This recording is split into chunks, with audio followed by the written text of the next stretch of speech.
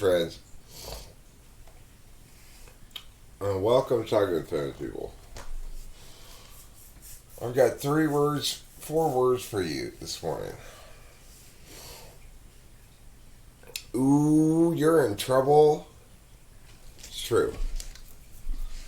Those are the 4 words I have for you this morning. Ooh, you're in trouble.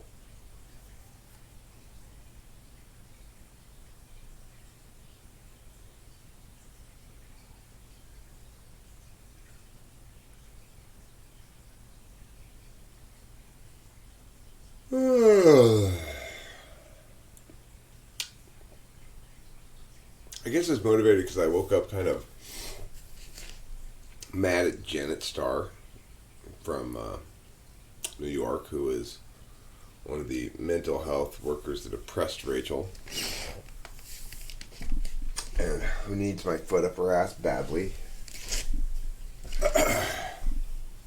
It's like I woke up mad at the fact that she probably thinks she got away with this shit. The hell she did. I'm not done.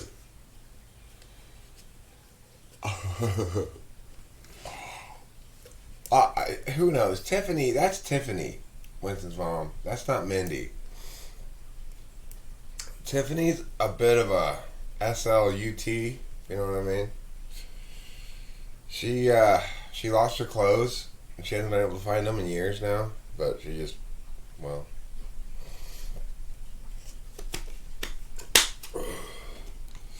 Yeah, Tiffany she really gets around. Good morning, Hypatia 9.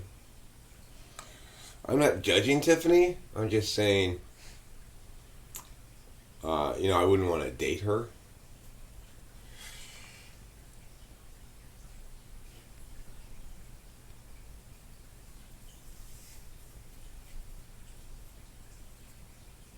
Oh, that's right, Janet is. I was thinking about calling her this morning. I'm just reminding her that I exist and that I'm not going to let her get comfortable forever, you know.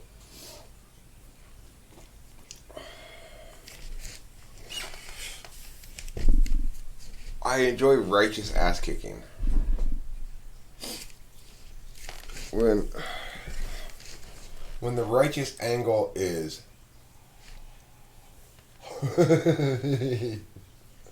yeah, exactly, Winston's mom.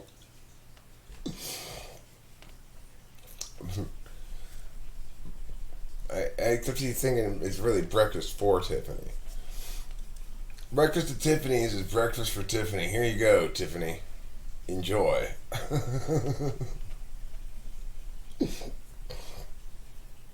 Alright, now I want everybody to prepare themselves for some coughs. This is the proverbial first bong rip of the day.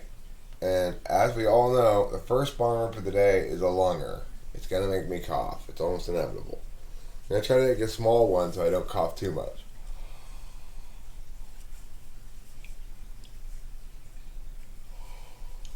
No, she holds no cards anymore at all. She's got nothing to lord over Rachel. As soon as I came in the picture, she did everything possible to get Rachel out of her system as quickly as possible. It'd be as little helpful as she could, but still get us off her back. You saw a video about me and Joseph? You mean C.S. Joseph? Okay.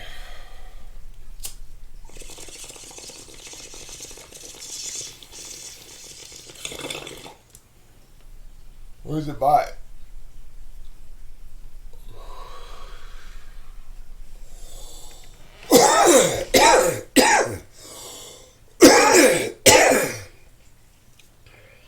That was a small bong rip, so it was less of a lunger than it might have been.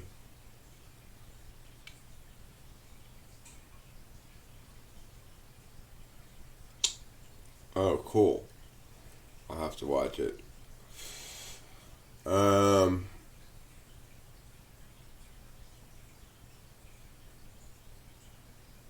Yeah, well, the thing about mental health services in general is you kind of need to get your own private doctor. You can't you can't go with some insurance doctors because There's not any money in solving a mental health problem, really.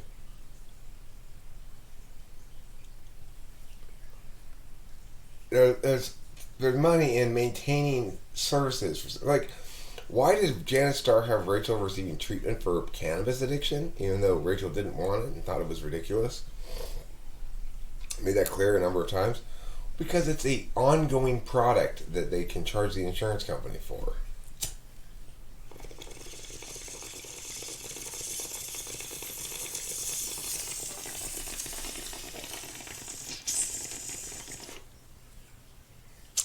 It's like, well, we need a program for this person.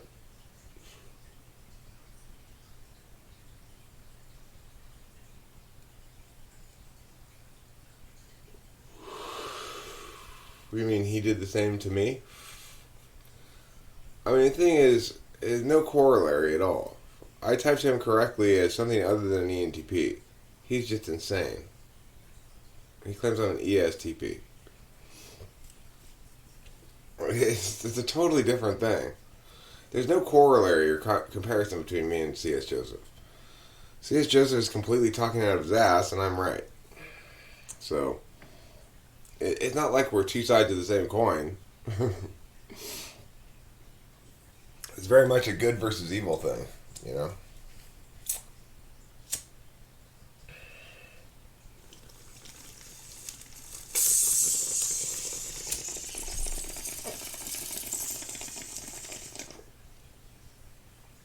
I seriously don't know if I've ever encountered anyone who talks more completely out of his ass than C.S. Joseph. Just, there's not a word of sense that comes out of that guy's mouth. Nothing has to be consistent with anything else.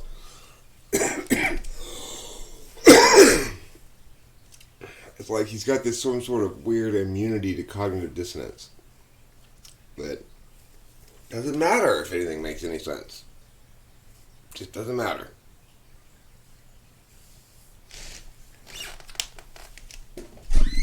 He had to mistype me because he's trying to claim to be an ENTP.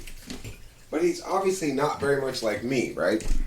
So, I'm kind of the textbook ENTP. That's just how it is. I've been doing this long enough that, at least within the YouTube... What the hell? At least within the YouTube typology community, I'm kind of like the textbook ENTP. So, C.S. Joseph's got himself some problems on his hands then. You know, it's like, okay, say C.S. Joseph, you say you're an ENTP, but why are you so different from this guy who's obviously an ENTP, Eric?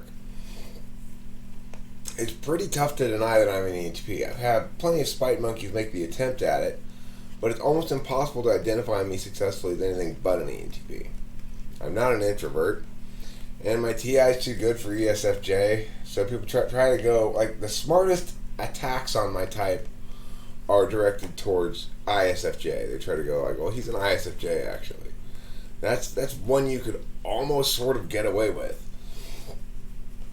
ESTP, no sane human being thinks I'm an ESTP. It's crazy. It's like, I'm obviously not an ESTP. I'm obviously an extroverted intuitor. If you know anything about cognitive functions at all. Where C.S. Joseph is committed to his profit-making path, and the truth is contrary to his profit-making path. So he's going to reject the truth in all circumstances where it runs afoul of his profit-making path. And therefore deserves all the shaming and condemnation that he receives. He absolutely deserves it. But it doesn't change the fact that I got a strike for bullying him. For calling his ass out on his bullshit, you know? Ridiculous. What do we have on tap for today?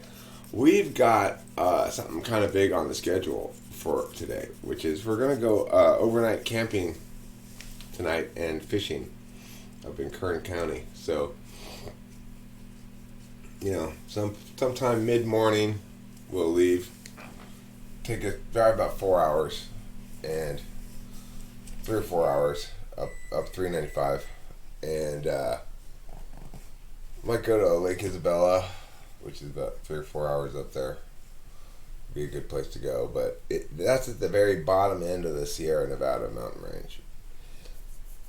Now, the weird thing is, thanks to COVID, California has sensibly opened trout season for half the state.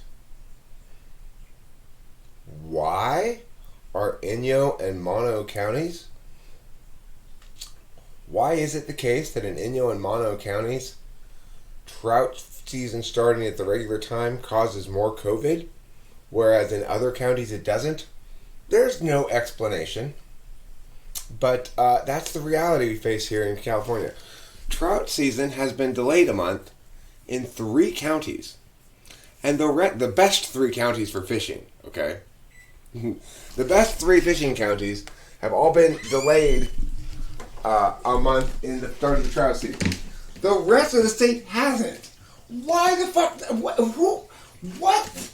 Who's doing this? Who's thinking this nonsense up? And why? Why? You know, it's like, for Christ's sakes, that makes no sense at all. That totally makes no sense. Why would you open up trout season on the normal day for almost all the state, but delay the best 3 counties for 1 month? Why? How is that helping COVID even in any possible ridiculous believing anything? How you still can make that argument that that's a good idea? Are we gonna make s'mores? I hadn't even thought about making s'mores, but we might. That's a possibility.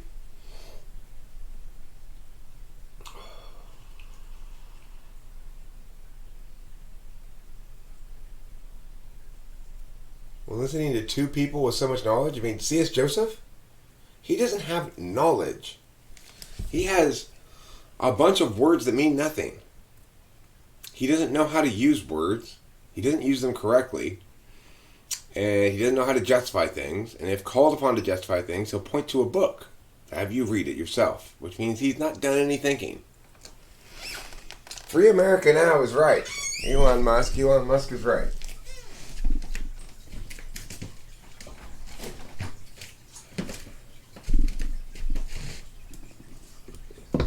I don't even want to get into it. It makes me so mad. Out of an abundance of caution, that we're really pains us to do so. I think I probably read that page. Is that what it says there? Though it really pains us to do so, and out of an abundance of caution. Out of an abundance of caution, delays trout fishing season in 3 counties? What the fuck? How? How is that an abundance of caution? It just sounds like an abundance of clusterfuckery.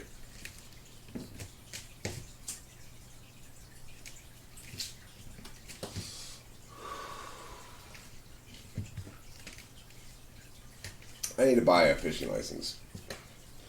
The other thing that California does, which is, I think is fucked up, frankly. Although, I mean, I don't know, maybe you think it's not a big deal. But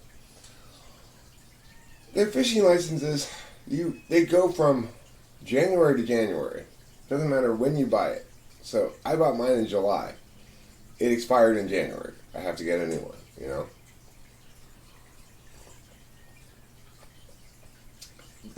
The crazy thing, of course, fishing season isn't even open in January and February and March. So why the fuck, you know, what the hell?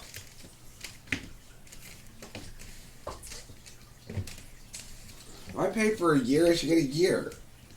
For Christ's sakes. You know, why do I have to go from January to January? Mostly people catch rainbow trout in California. There are brown trout. There are native brown trout, which, or brook trout, which you're not supposed to catch them. There are certain areas that are designated as native trout sanctuaries where you can only use barbless hooks, and you have to do catch and release. I do catch and release anyway, but I don't use barbless hooks usually. I try not to use treble hooks. Um, I try not to hurt the fish as much as possible. I'm always catch and release because I don't really like to eat fish. But if Rachel and I catch a rainbow trout on this little trip up to Kern County, which has the fishing opens on April 1st.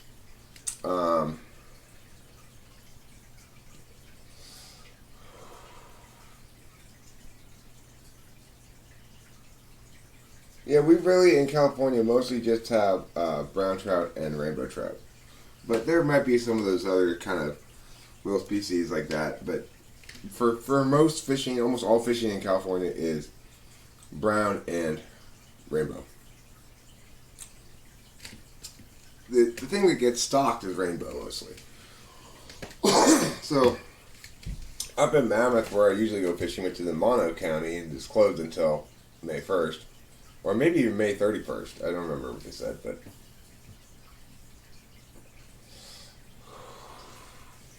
I mean, I'm not unwilling to take a stab at it, but it's with a lot of disclaimers. It's like, I really need to talk to somebody, type them properly. I can't really type somebody without talking to them. I had a good time typing Victor yesterday. ISFPs are easy to type. They're pretty obviously ISFPs.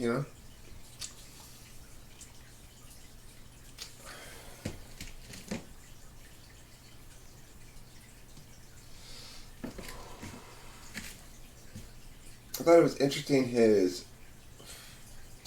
stuff about abstract thought, how he's interested in philosophy and politics and stuff like that. So I thought he must be intuitive. That's a really big problem in typology is this false correlation thing. Like my dad, he's got a PhD in philosophy, but he's still an ESTJ.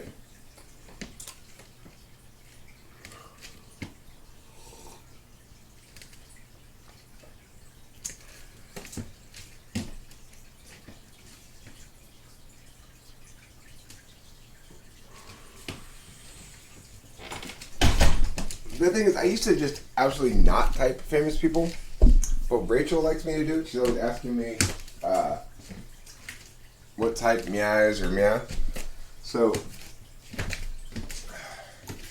well, of course, if Rachel likes it, then I'll be happy to do it. even if I think it's kind of silly,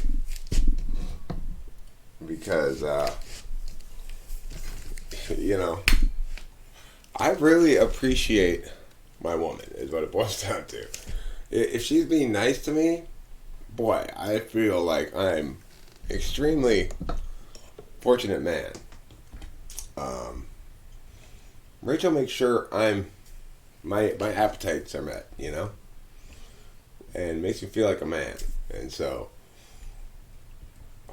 basically, whatever she wants, I can reasonably accomplish. That's what she gets.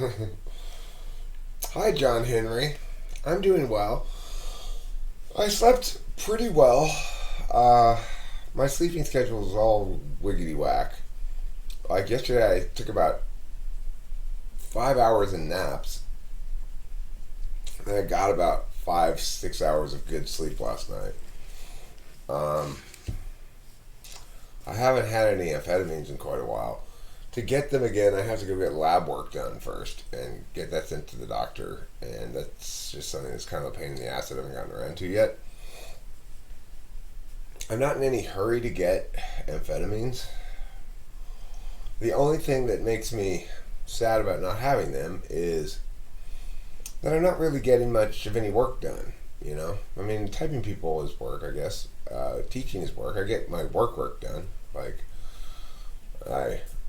I work with my clients, but I'm not getting any media made except for live streams, which doesn't feel to me like it really counts.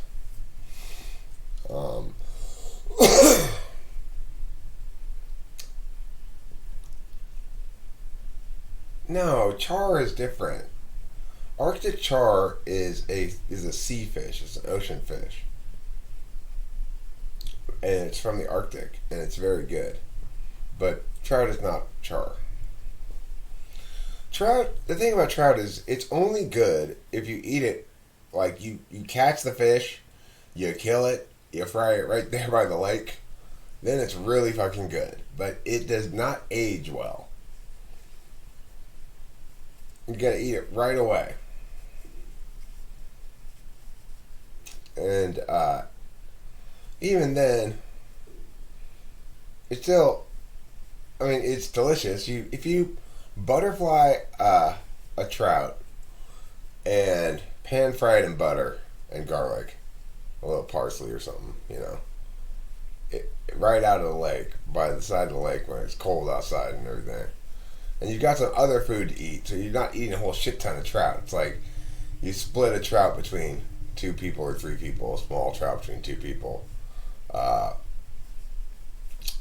then fine. But I don't like to have fish as my protein in any meal, except occasionally I'll get fish and chips at the boat here in Pasadena. they're the best place for fish and chips around here. It's the only place I'll get fish and chips. Sometimes I eat fish and chips, but that's about the only fish that I like to eat. Except, well, I like swordfish a lot. Swordfish is an iffy fish to eat for a number of reasons. One, they're all wild caught. You can't farm swordfish, so I feel bad for swordfish for getting caught and stuff. Number two, whereas I don't feel bad for fish that you can farm like tilapia or trout. I know those trout that I catch in the lakes and stuff. They were farmed and put there for me to catch, so it feels more environmentally okay for me to catch them. But I don't. I feel bad catching and eating wild animals. But swordfish is so good. It is so good. But the other problem with it is it's not a safe fish to eat because it gets lots of mercury in it. And so it's like there's something about swordfish that makes them absorb mercury from the environment. I'm not sure what it is, but it's a fish that if you eat a whole shit ton of it, it's bad for you. Of course, who eats a whole shit ton of swordfish? It's so expensive. You gotta be really rich to eat too much swordfish, I guess. Well, Nicolay, we're talking fish because Rachel and I are probably gonna go camping and fishing tonight. We're gonna pack up the tent and a couple sleeping bags and go up to Kern County because fishing season opens today. Trout season does. So that's kind of nice. That's kind of fun. And at least it opens today in Kern County. It doesn't open today in Mono County for some reason, but whatever. And I do try to respect the Fish and Game rules. So, you guys and your fish puns. Oh, I dropped my lighter. Come here, lighter. Damn it. There.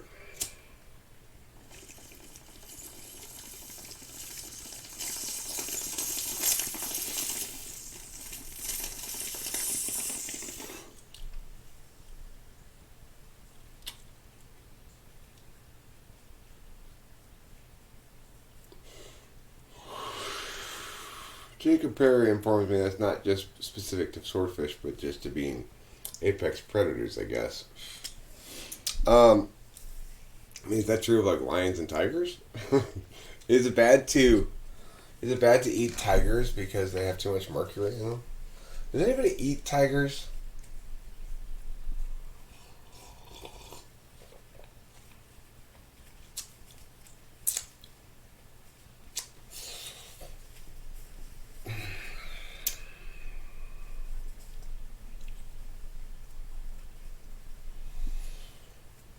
Well, there were, I noticed four businesses in LA City that got uh, charged by the prosecutor's office for being open during as non-essential businesses but remaining open.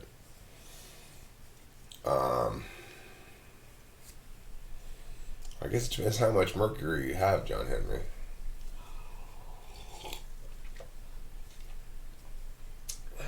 Chinese people eat tigers. I wonder what they taste like.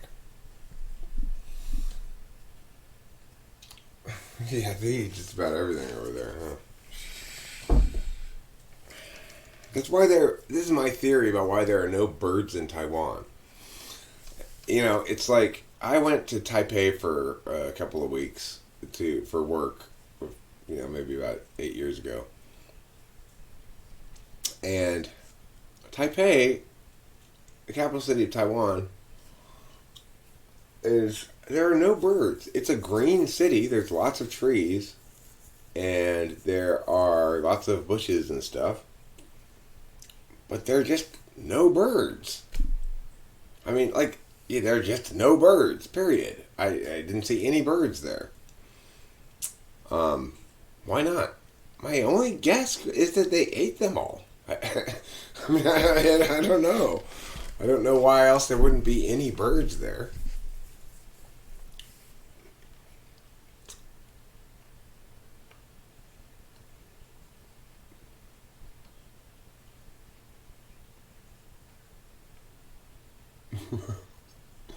You use temperature fluid instead of milk, huh? For cereal. That's probably unwise.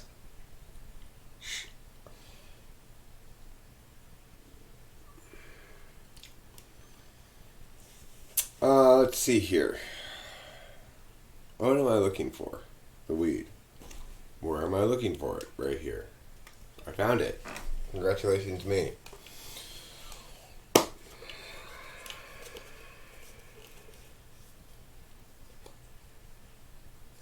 So,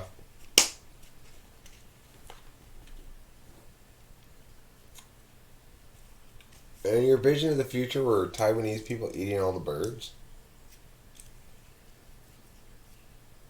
There are so many birds here by my house. There's got to be 100 different species of birds around here. I shit you not. Okay, Cloud, why did you become all Armageddon-y all of a sudden? What made you become so Armageddon-y?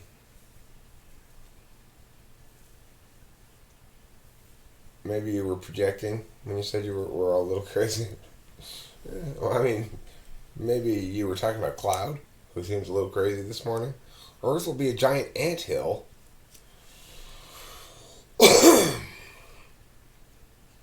Cool. A giant anthill. Who's going to be the ants? Is it going to be real ants?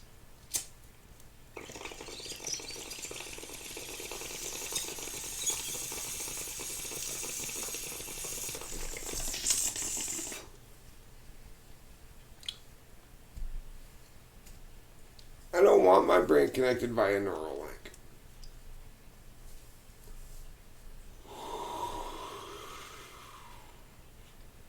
I like my brain just fine the way it is.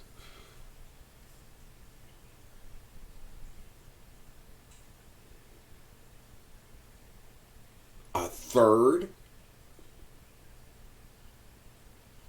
A third cognition layer? What's the first two cognition layers we have?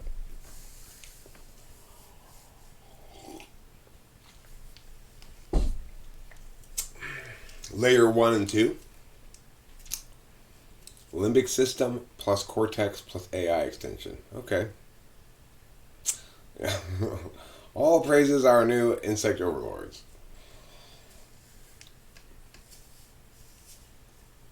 I think what you mean to say, Ghost Bird, is you can harvest for them in the sugar caves. That's true. Oh no. But Cloud, I like my individuality. Can I keep it? When is this going to happen? Soon? Oh, it's already connected. Connected via my mouth. That's what's happening right now.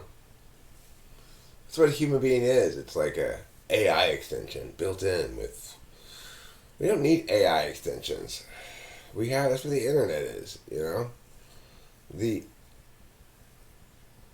artificial intelligence is a silly notion, first of all. There are processors and there are agents. They're different things. You can't artificially create an agent, you have to grow one. So it's a silly notion, Cloud.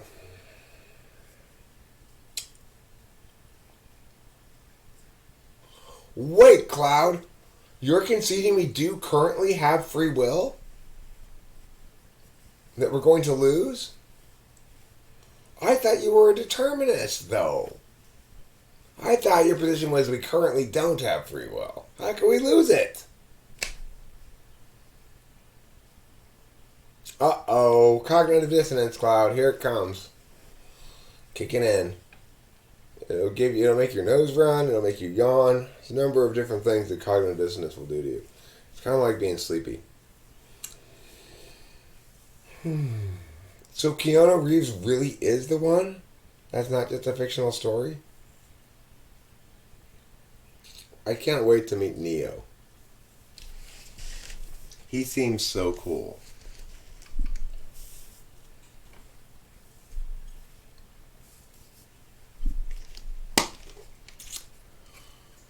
So, in a while... Oh, not free will in a philosophical sense. You just mean you're going to lose all your liberty? Okay, so you lose liberty, huh? Why are we going to all lose liberty? We're going to be forced into this machine that we have to all be connected to? When are they going to build this machine?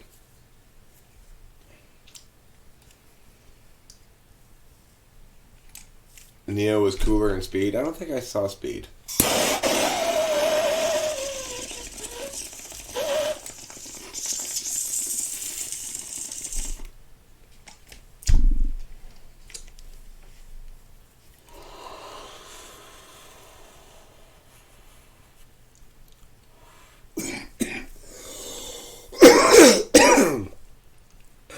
I had to tell you this, Ghost Rider.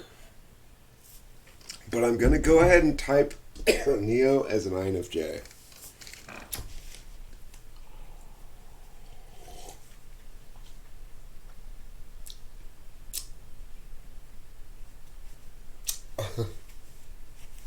Hey, just because cognitive dissonance makes you sleepy doesn't mean every time you're sleepy it's because of cognitive dissonance. I hope you just got a little sleepier there, Nicolay Shea, because of the cognitive dissonance you just initiated in yourself. Boom! Boom! I just boomed you so hard I spilled a little coffee on my knee. I shit you not. I have to clean it up.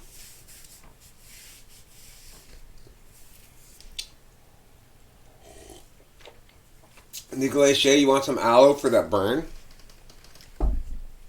You're going to need a whole bag of aloe for that burn. That's such a good burn. Right now, Nicolay Shea it's like you got punched in the solar plexus. He's trying to catch his breath. Oh my God, the quality and quantity of the burn. Why would it make you sleepy? It didn't me on a trip to the library. Well, that's because you probably wouldn't experience it as cognitive dissonance. You'd experience it as a contradiction in need of resolution. Cognitive dissonance exists when people are not resolving... Where are my cigarettes? When people are not resolving those contradictions, but instead trying to force the idea that they're not really contradictions. That's when someone makes me shake my fist at them and say, "Oh no you don't, little Mr. or Missy."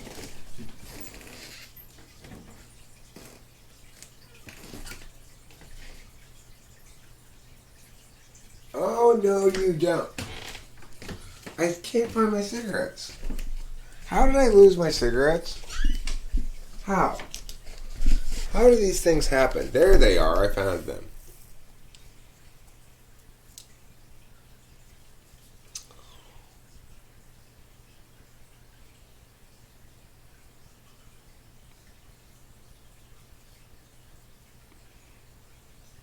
Well, that's true, but why is it that AI is like that? So it's like it's true that if I were to build a house, I would just stomp all over the anthills and not really pay much attention to them. But you haven't explained why AI is like that, or what AI is even. Is Alice in Wonderland an ENTP book? I don't think so. I think it's a. It seems like an ENFP book. Well, why would you?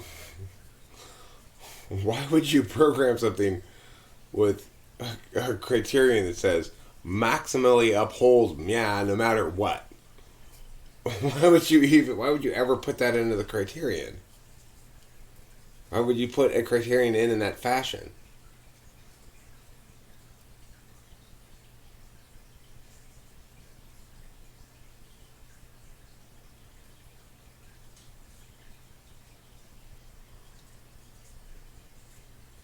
You know, it was an interesting movie. I think it was called The Crucible. Yeah. I figured that out, John Henry. Ooh, fully autonomous sex robots? How fun. All of their autonomy is directed towards pleasing you sexually, though. It's not really what you could meaningfully call autonomy, actually. But, it's fine. Because they're smoking hot sex robots.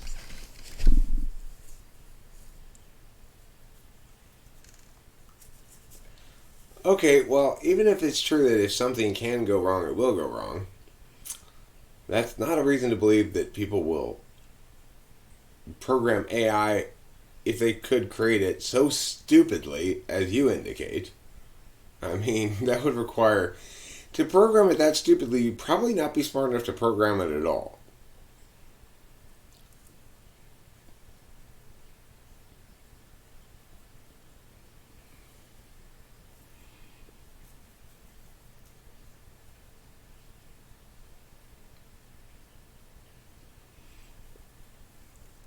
Okay. Well, at this point, you've exhausted.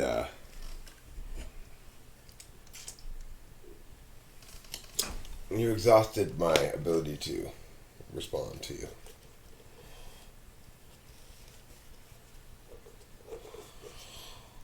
I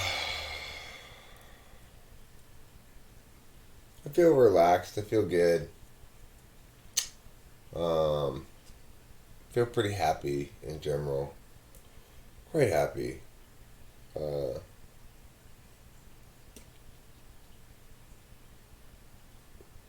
a lot of SI going on. You know, I'm spending a lot of attention on sleeping, eating, smoking bowls, consuming media I enjoy.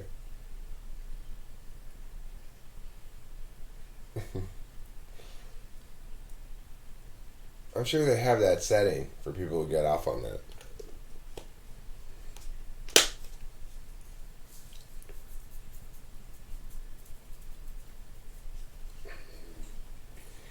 That'd be a weirdly catch 22 ish kind of fetish. You get sexually aroused by being rejected.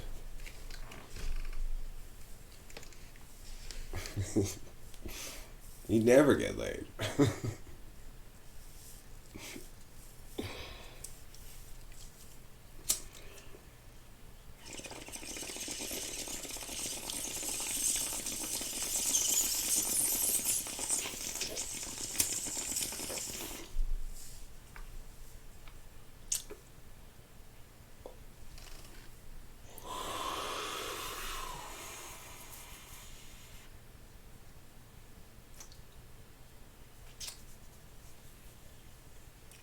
I think that might have been a typo, Cloud.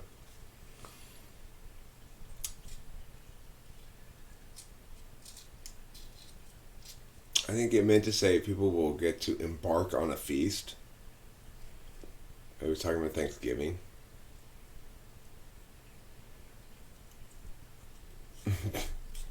Oh, Oh, you're the metatarsal. I was looking for that. I was wondering where that was.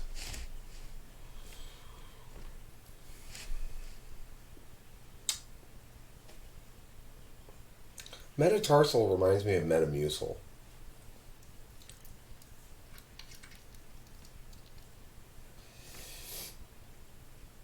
You know what Rachel bought the other day at the store instead of Metamucil?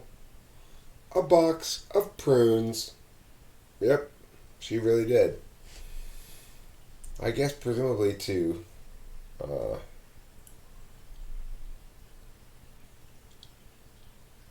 enable. Ooh, you misspelled metatarsal? I didn't notice.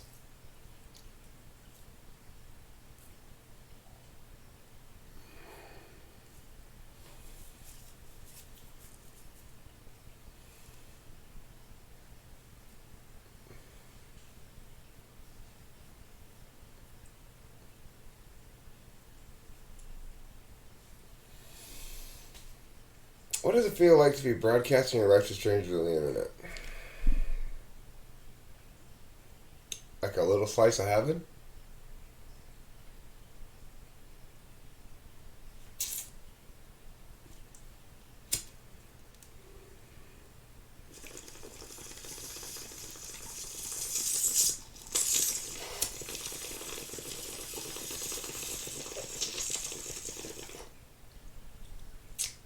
By question mark, hang loose.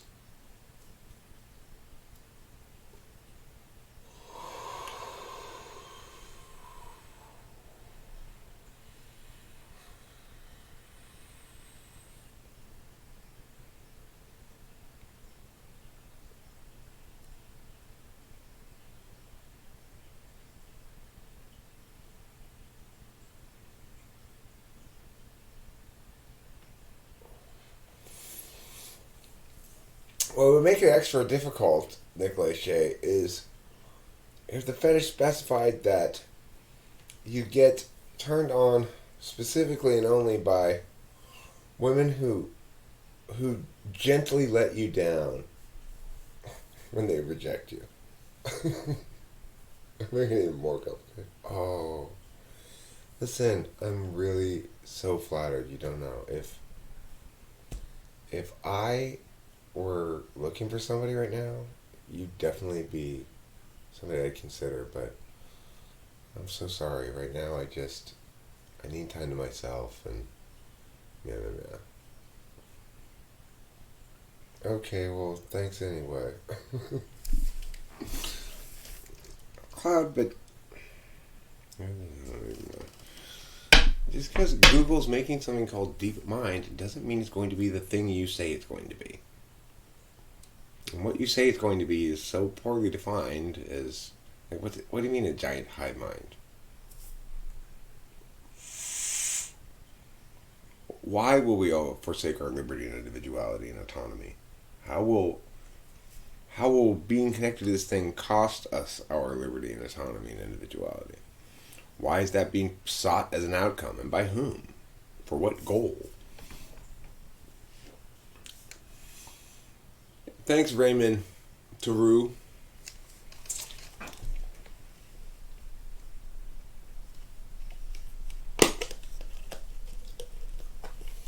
Or even worse would be if your fetish was to gently reject people in that fashion. I don't think anybody's sapiosexual. I think that's just a stupid way of saying that you like smart people. Nobody's very much sexually attracted to intelligence. It's ridiculous. You're sexually attracted for physical things, for physical reasons, and or emotional things and emotional reasons, and not for specifically intelligence. It's insane. It's a ridiculous notion. Just because you like smart people doesn't mean you are sapiosexual. And no, I don't think INTPs are especially attracted to smart people. I think they like ESFJs who are not particularly smart. At least as relationship partners. You know, I'm an ENTP, and you know, Rachel's the smartest person I've been with, probably, and she's no rocket science. scientist in the sense of conventional academic skills or whatever. So,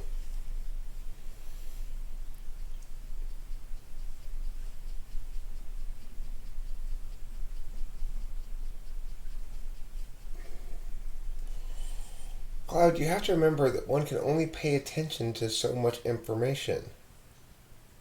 Attention is a limiting factor, right? Even if you can process countless amounts of information, what does it mean to lose their sense of self? Are you losing your sense of self? Am I losing my sense of self? How? Why? In what way am I losing my sense of self? Why is a sense of self exclusive of community in any sense?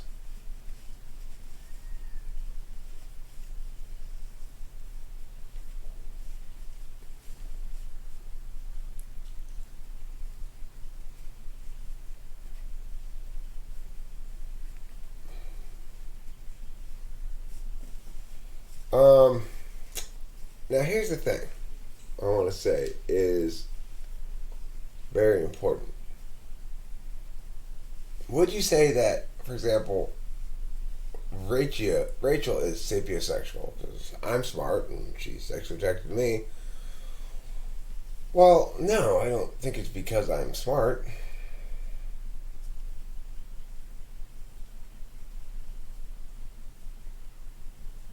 Prince Charles, comfort and clowning.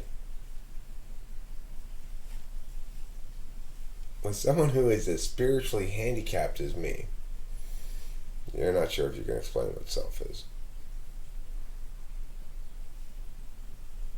Okay, well, I want to have some clear understanding of what it is that's going to be lost. Is it my emotions? What's going to be lost? I have no intuitive understanding. In other words, I do require that you mean something with the words you say if you want the words you say to mean something. You're right. Now, I'm not requiring the words you say to mean anything. You can certainly hold these positions yourself and embrace them as meaningful to you. No skin off my back. But you're saying them out loud to other people.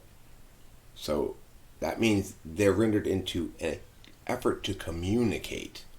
And as a consequence, your words need to mean things if you want them to mean things.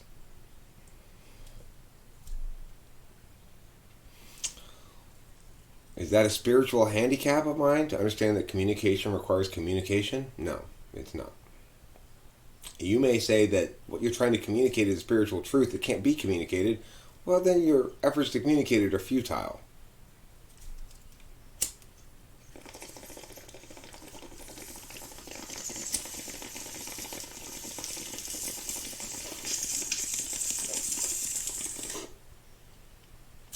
Problem is, Cloud, that's what you've been doing so far. You've been painting a vague picture without meaning anything.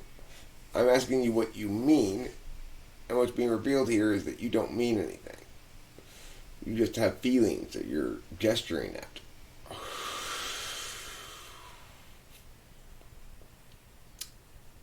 Sure, I can feel the difference between being at a giant party with loud music and being in a house on a mountain by myself. And you're saying I'm going to be forced into this loud party all the time, right? Why? By whom? How?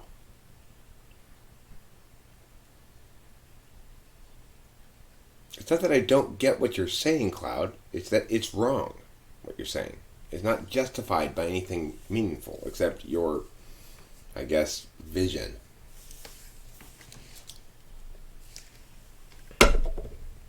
See what I'm saying? It's not a failure to understand on my part. It's that you're not saying anything meaningful.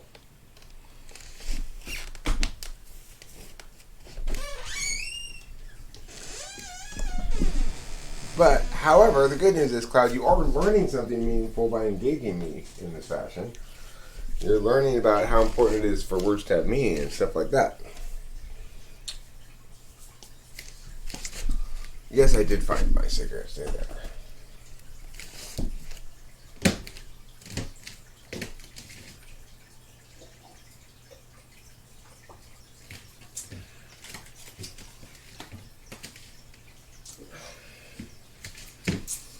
I mean, nobody wants to be forced to be at that loud party all the time. So why would the world create a system such that everybody has to be forced to be at that party all the time?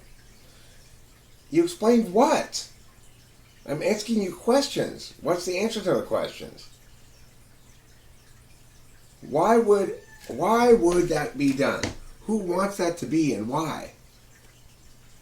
And how are they going to force us all to participate in this? And we're going to get surgery forced upon us all? Everybody's going to get surgery? You're talking about some sort of hardware link, right? You see, these are basic questions you need to ask yourself before you make this sort of advocacy.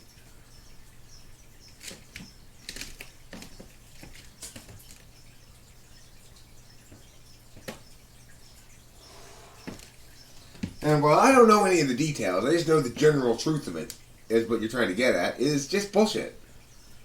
There's no reason to conclude the general truth is true, given the fact that you know none of the details. Because the world by definition is evil is a totally inadequate justification that needs to be established, hasn't been established. The elite, quote unquote, is a metaphor that people use to describe what is non-existent, namely a group of people that are all aligned with each other because they are all elite. Everybody is an individual, including people who you perceive of as elite, and they don't agree with each other any more than you and I agree with each other. Period. That's called reality. That's reality, Cloud.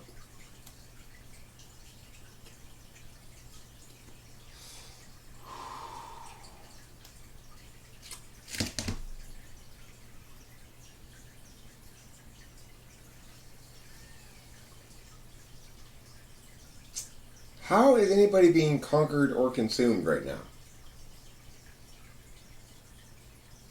It's true, my liberty is being constrained somewhat. Not much. A teeny bit. I have to wear a mask. Other people's liberty is being constrained a lot more than mine. People who own small businesses that are being forced to be closed and stuff. Cloud.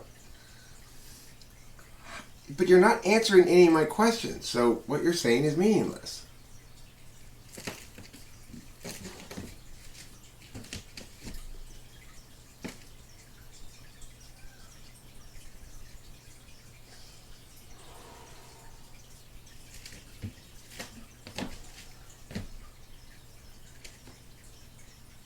No, I don't think Google is just an internet browser.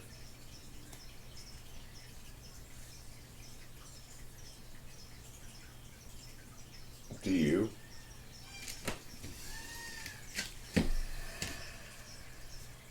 I'm glad you're back, Cloud.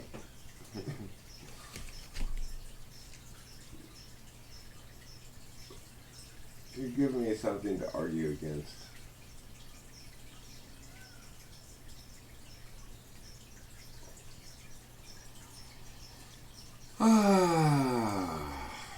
Oh, life. You so cray.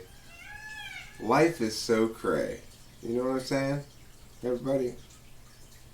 Cray is cray AF. That's what it is. Cray AF.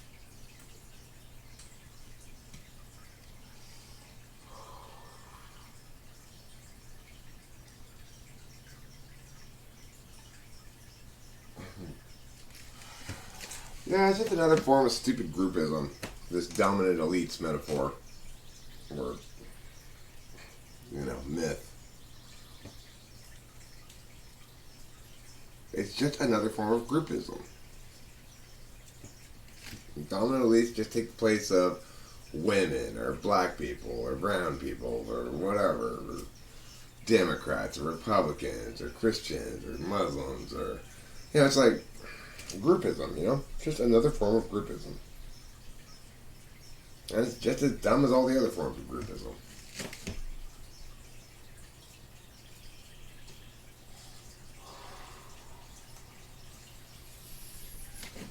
You can't reduce individuals to non-individuals because of their level of success.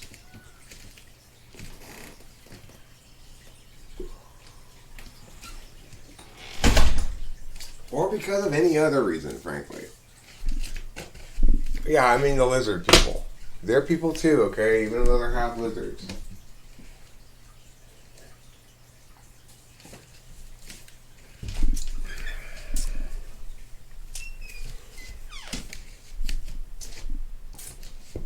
It's like the amount of ignoring reality that people have to do to believe things like that is so ridiculous.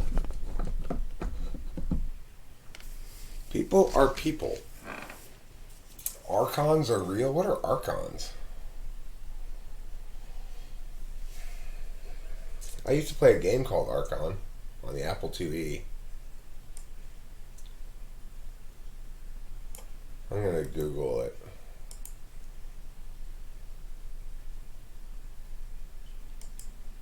Ruler.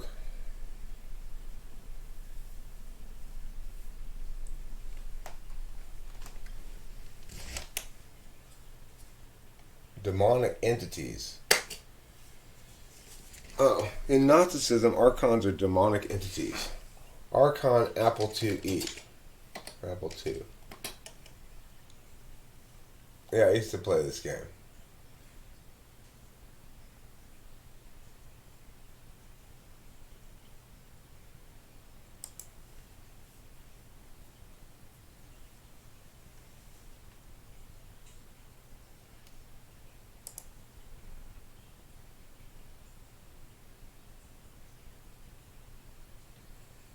I want to see the sounds too, though.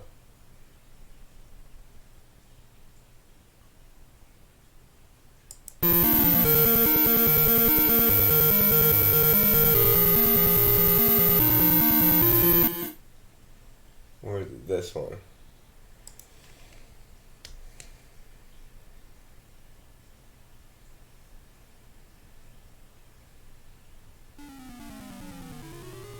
This is it.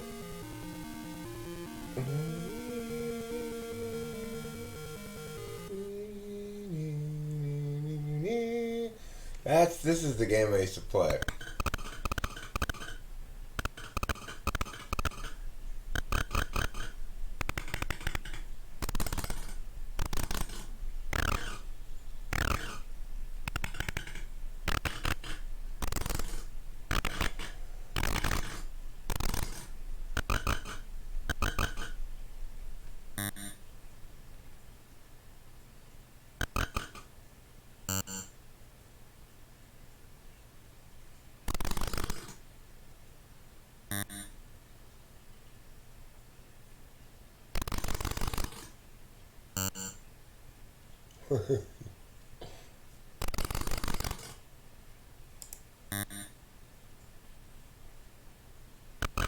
This is fun.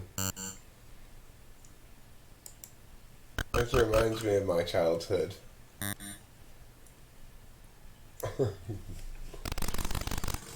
want to see a fight.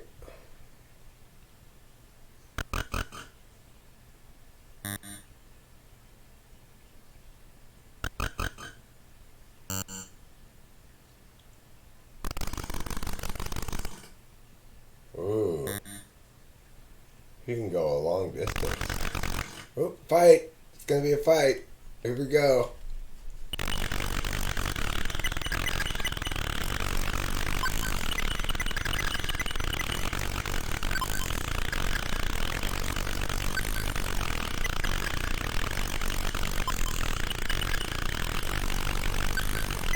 Who's gonna win? Blue's winning right now. Oh, Blue's... No, that's a tie. So nobody gets hurt. You gotta time it just right with those phoenixes. They, they have this little fire explosion they make, you see. If they hit each other at the same time, nobody gets hurt. These fights can take a while, sometimes.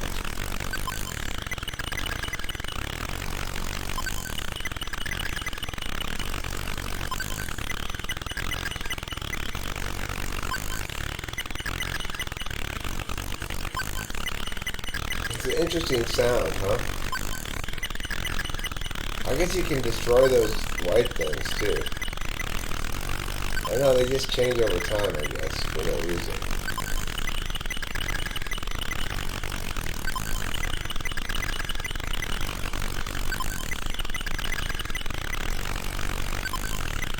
Hurry up! Alright,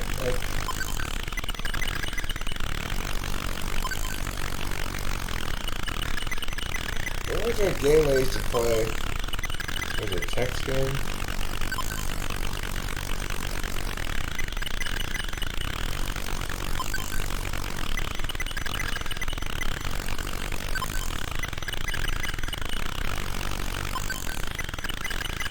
Oof. That's a little bit of a, a little bit of a slow game. Oh, hello. Oh, hello, Ninfa Estrada.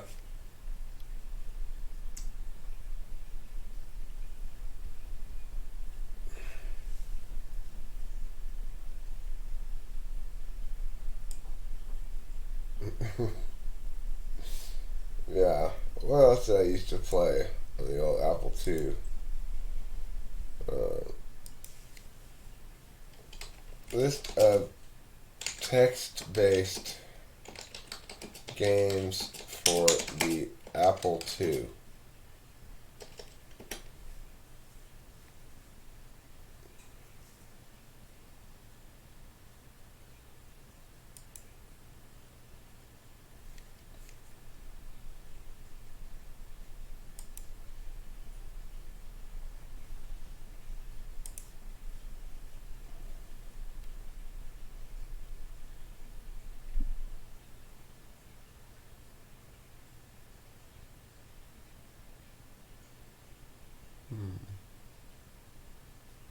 I played Castle Wolfenstein. That was pretty fun game. Castle Wolfenstein, 1981.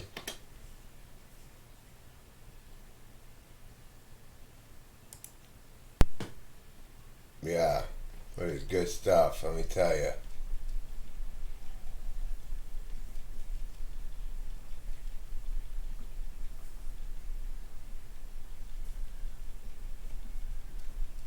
Watch out for the SS Stormtroopers. They're the ones with the bulletproof vests.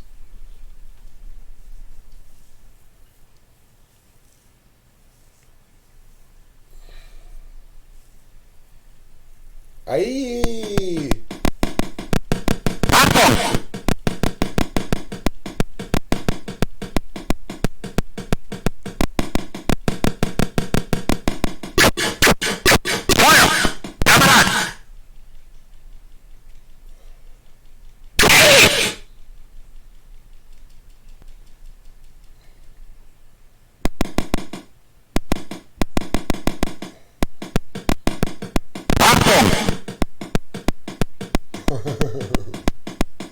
Yeah. Search him. Put it on the vest. Good job.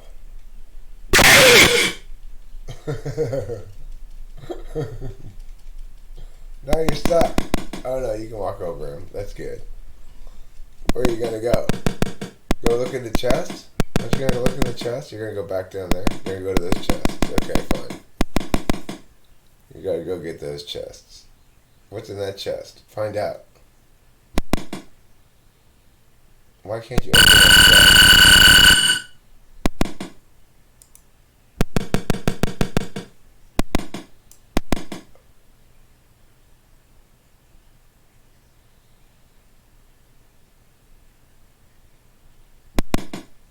Yeah!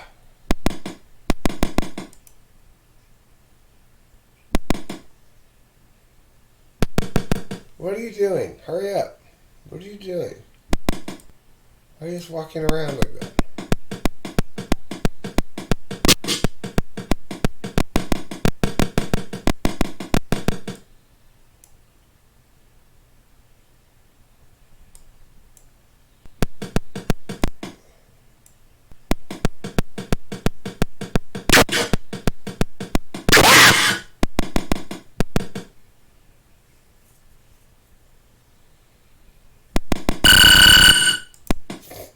How annoying is that? Every time you walk into the walls, it makes that sound. That's super annoying.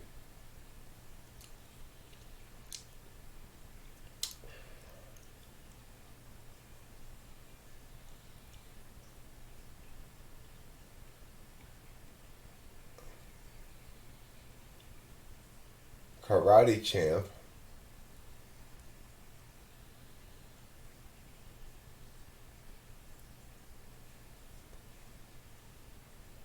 Let me see this.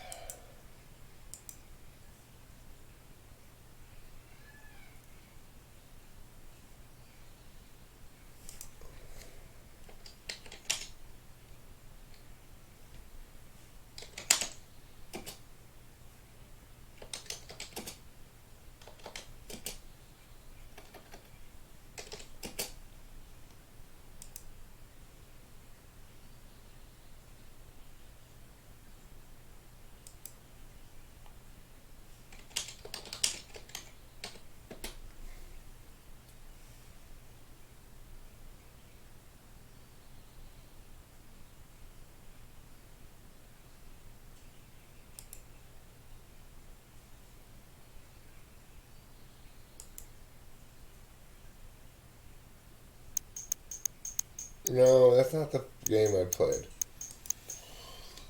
There's this one text-based game that I'm trying to find that I used to play that I played Lemonade Stand.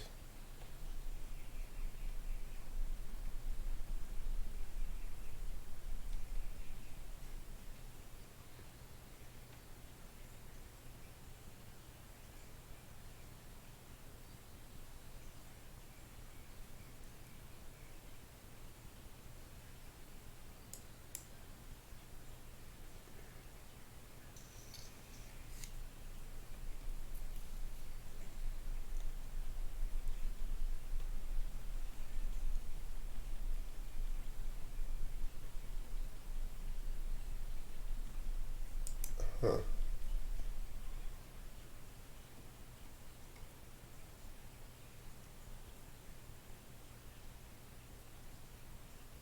Oregon Trail. Who hasn't played that? A lot of people played that game.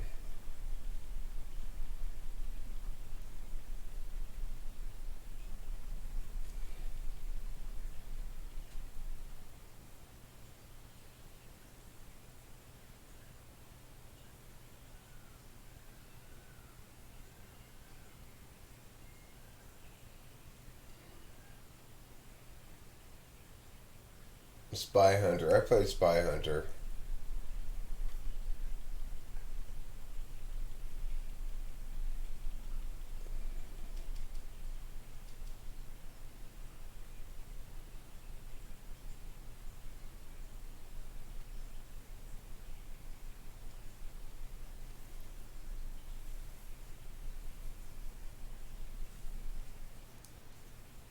Teleport.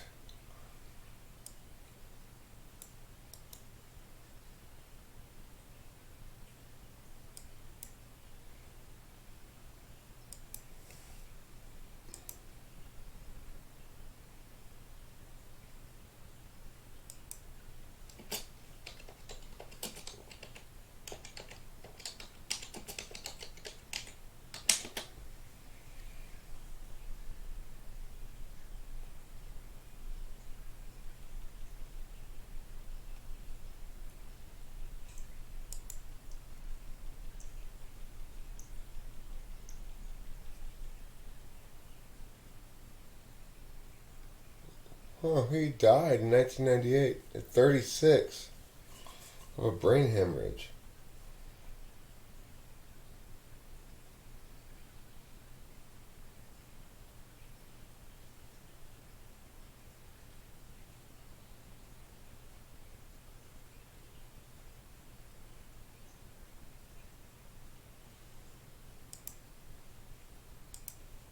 Huh.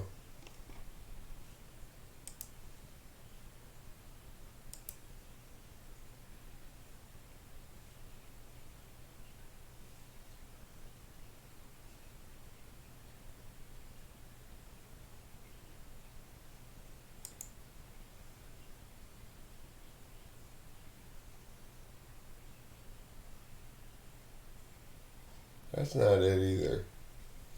Still trying to find this game I remember playing. The text-based game.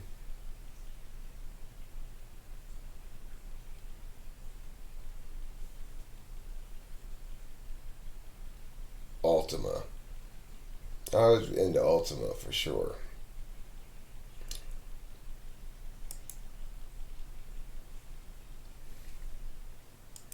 The thing is, of course, you gotta remember, I played video games from about 81 through about 85.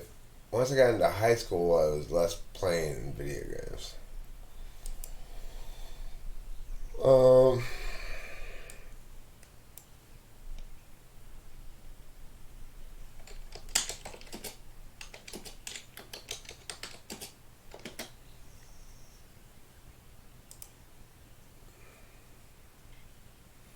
yeah, I played the shit out of this game. My Apple IIe.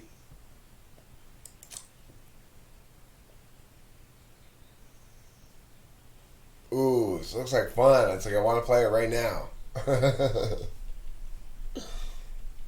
I remember staying home from school. If I managed to stay home from school and play this all day, I would do it. I'd pretend to be sick or whatever.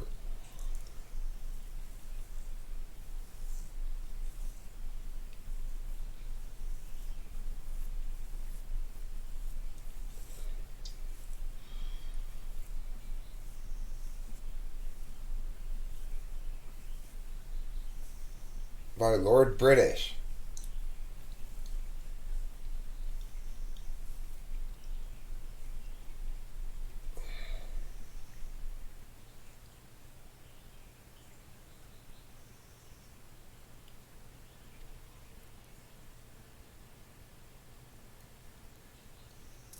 You're going into that dungeon already?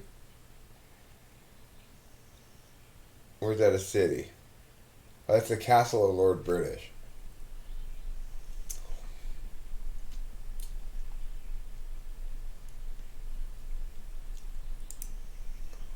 Lord British.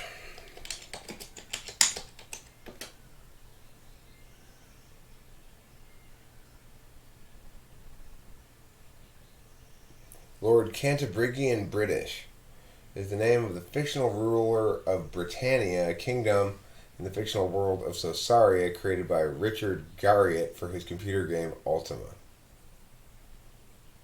Huh.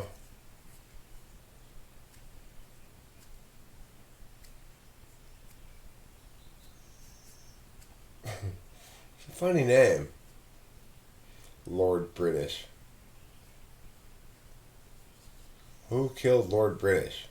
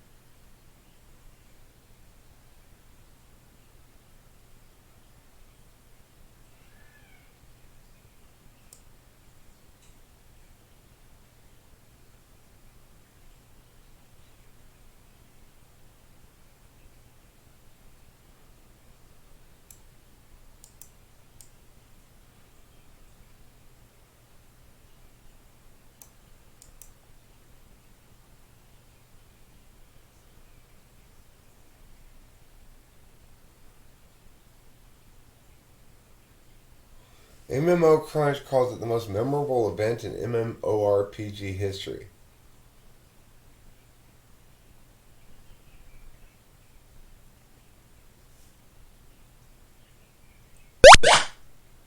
What is that? Oh, finally some noise from this thing, huh? A pretty quiet game.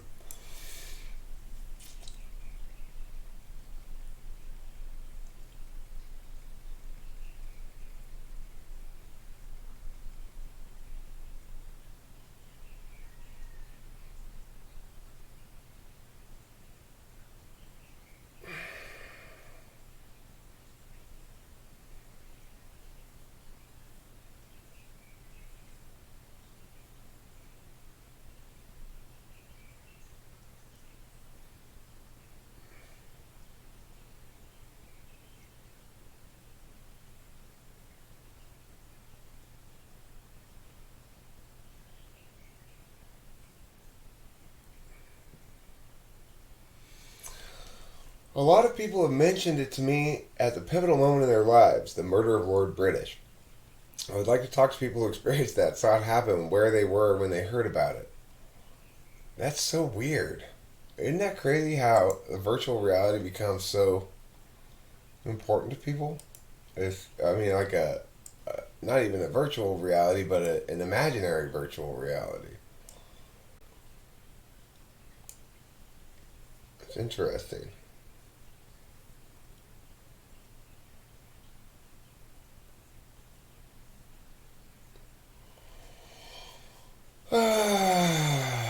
What time is it? 6:08. How long have I been streaming for? An hour and 16 minutes? Okay, I'm gonna smoke another cigarette. Uh, if you haven't heard me say this already, I've received a couple of people's heads up that I should really listen to the new Fiona album. This is the first two songs of it. New.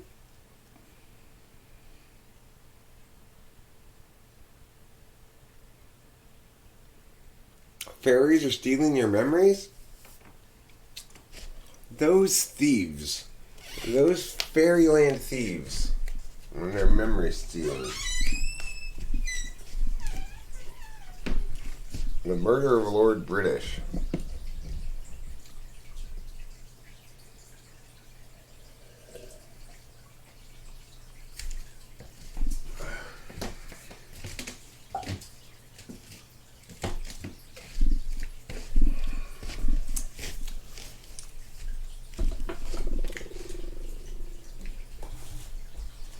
See, this is the thing, Cloud. Nobody's disputing the fact that words aren't everything and logic's not everything and blah, blah, blah, blah. But the problem you have is you're trying to communicate to other people. So your words have to mean specific things. If you weren't trying to communicate, that would be fine. You can have all the mushiness you want. But when you're trying to communicate things that are supposedly meaning specific things, then they have to actually mean things.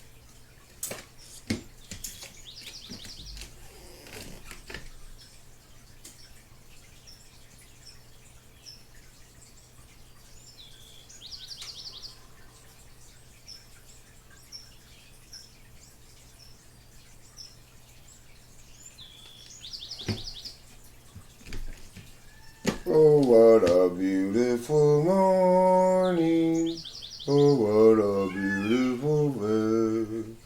I got a beautiful feeling. Everything's going my way. I can, Cloud. Rachel plus Eric equals love.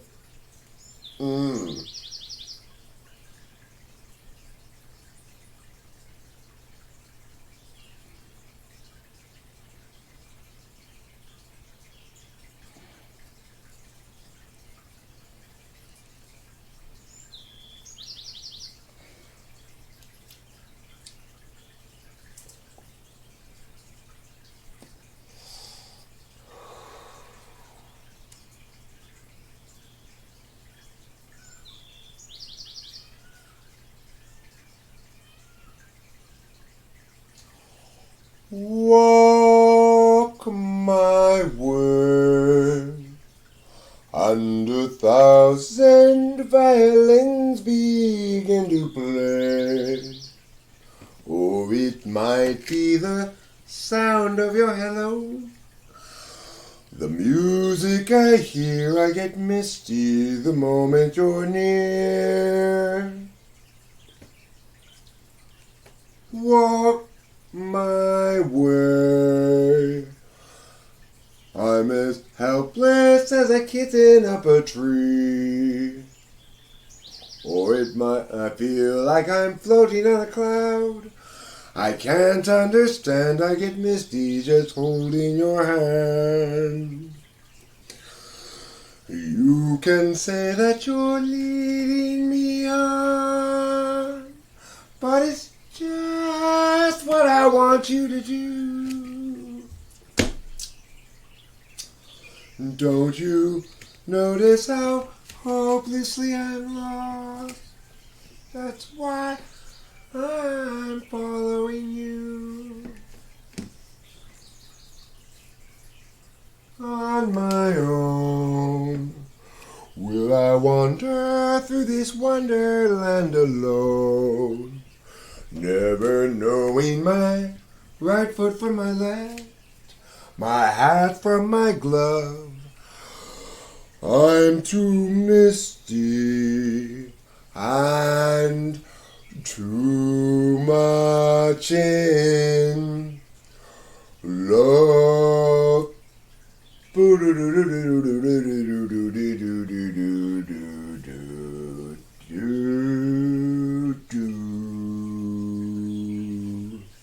It's well proved, Cloud, that love and mistiness are related.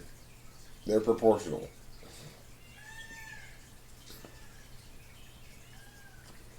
Mistiness being the most vapor form of moisture.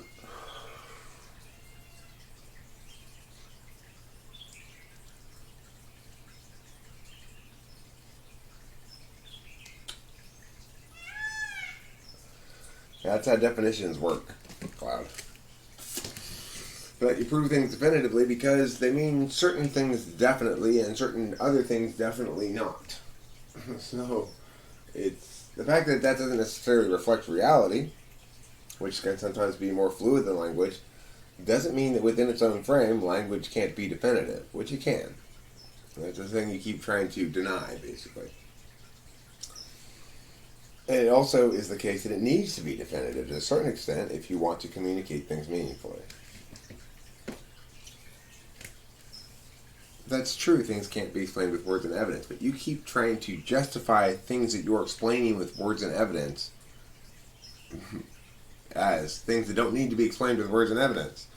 That's the problem you keep running into, right? It is true that there are things that don't work, that aren't useful for, words and evidence aren't useful for. But you keep using words, you see?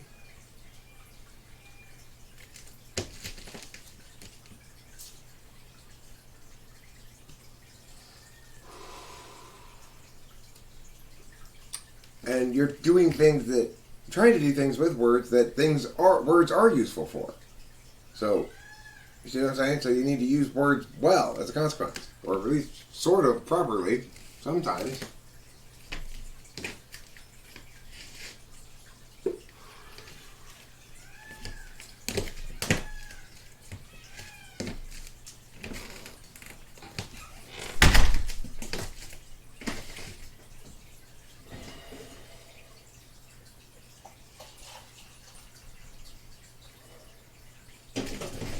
And this is the central point that I guess you and I keep going back and forth about is you keep pointing out that words and stuff are only good in their context. And I keep pointing out this is that context, but you keep ignoring.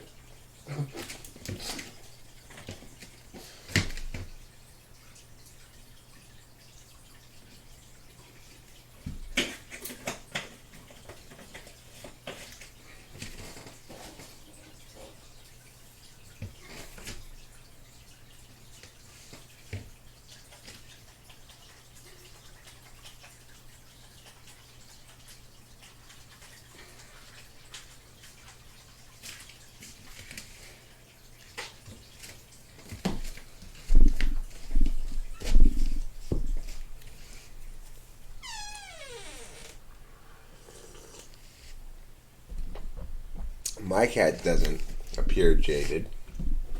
My cat appears extremely cozy. Oh, yes, she does. What a wonderful and just and true kitty friend.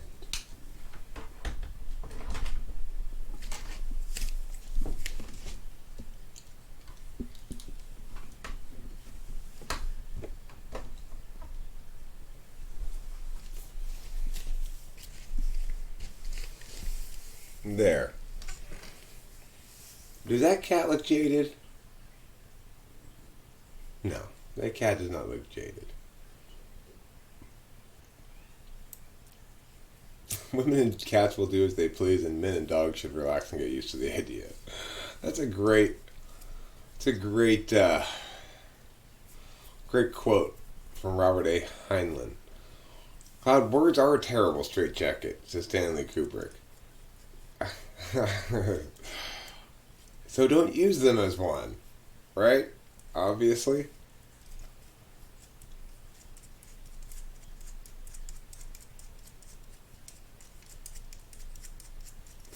Look at that adorability, though.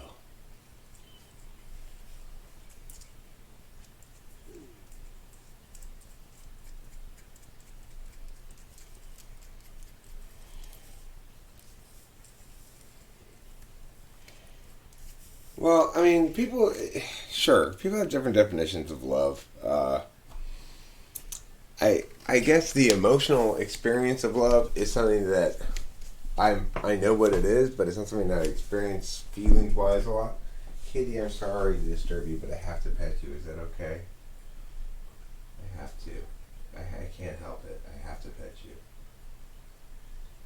You're a wonderful kitty friend, and I love you very much. I'm sorry to have bothered you. I apologize for my forwardness. It was really not appropriate.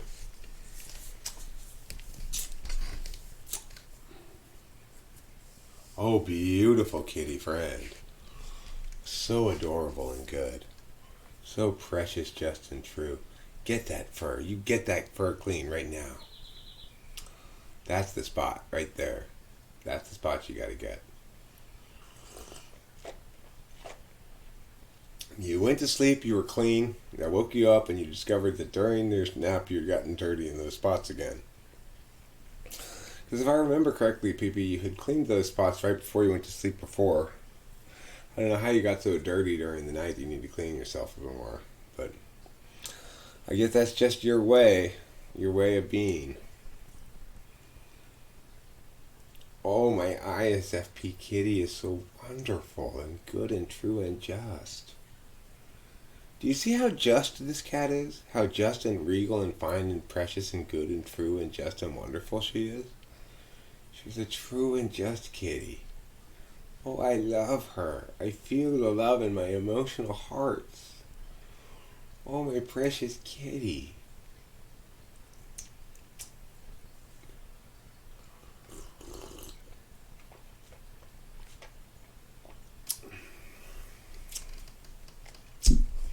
So, what are you using them for? What are you trying to indicate to us that we're not going to understand in words? You're trying to indicate to us that, listen, get rid of your words. Be more like me. I'm Cloud. I understand that experiences are more important than words. And you're less right than me about how to be. Okay, Cloud. I'm going to urinate now.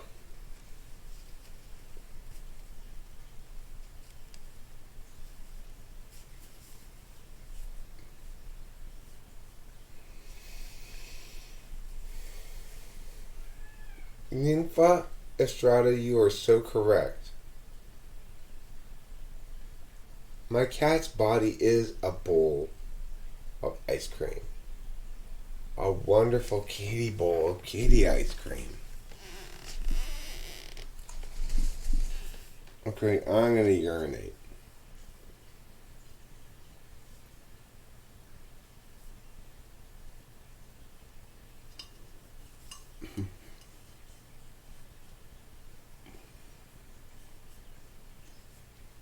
What's philautia? I don't know what storage or philautia are.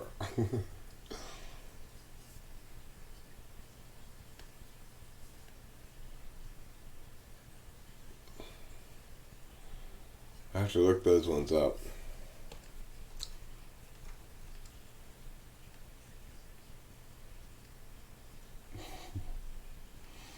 In other words, I can't understand the magnitude of AI development because I've not experienced it yet? Or love for self? Oh. Because look, you said here, Cloud, words are just indicators, not tools for understanding, right? And down here you say, I can't understand the magnitude of AI development because I'm not educated. If I can't understand, it's because I'm trying to use words, right? When I can only know it through. It can only indicate to me. I can't understand things through words, right? So, since I can't understand through words why you're right about AI, what can I use to understand them? What can I use to understand? Like, I need to be educated in some fashion. How are you going to educate me so that I can better understand the magnitude of AI development without using any words? Remember, I can't understand things through words.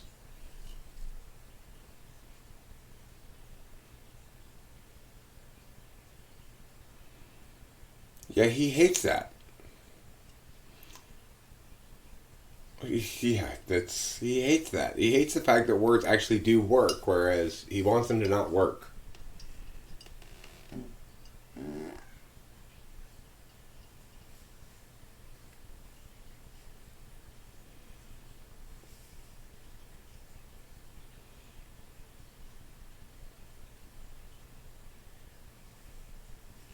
Right. So you're saying you can't define love. Okay, fine. You can't define love, Cloud.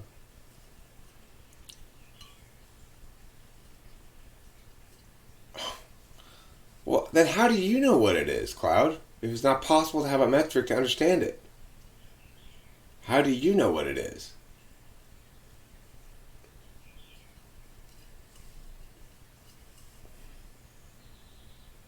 You understand the future of AI through subconscious experience? Hold on, let me get this straight. You make predictions about how current trends are going to extrapolate out into the future, and you're right because you subconsciously experienced that? Are you sure? That's what you mean? Because it sounds like you're consciously experiencing it. After all, you're saying words to me, right? About it. That would suggest that you have some conscious understanding of it? Or no, you have no conscious understanding of what you're saying. I don't understand. Can you please clarify for me?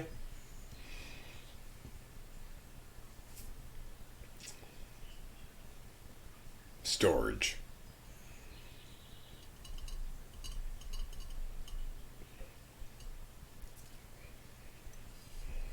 I'm making some urine in my pee pot right now. Making some urine in the pot.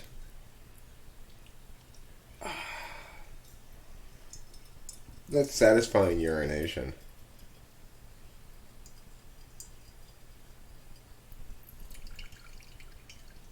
I just want to understand.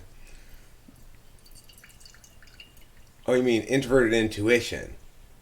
You intuitively understand that you're right about this, huh? You're right, that is called intuition. And you know what? I've got intuition too, Cloud.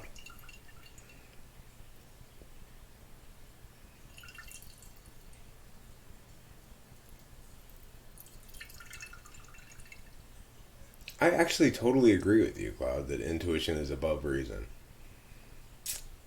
You and I are not in disagreement there. The difference is your intuition is weak as fuck and mine's fantastic. That's the difference. So, I don't know what to tell you, man. That's the simple, cold, honest truth of the matter.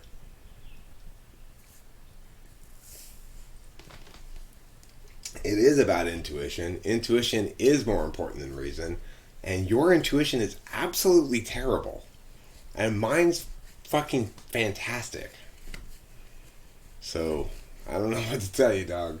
That's the cold hard truth of the matter. My reason and intuition are both fantastic, and both your reason and intuition are terrible.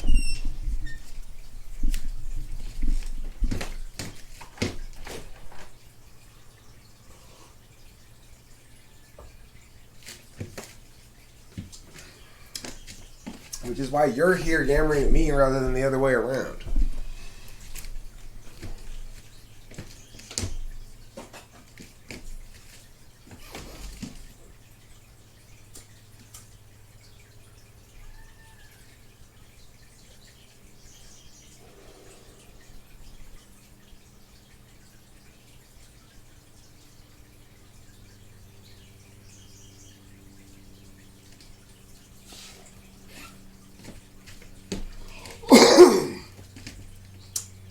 storage. Storage involves loyalty. I think storage involves a very beautiful kitty friend.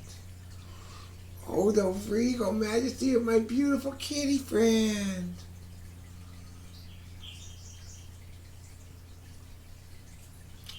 Cloud, do you know what the word literally means? I'm curious.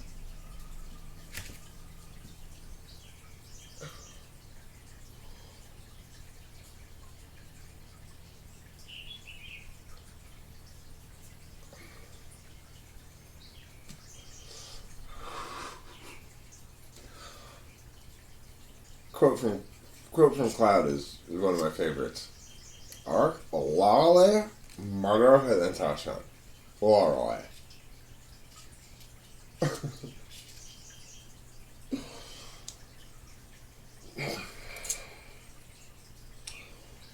That's a hilarious sentence. It was literally like a million miles tall.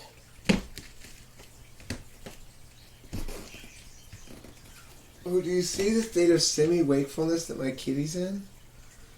Her kittiness is so adorable, I just can't tolerate it any longer. I just want to go pet her.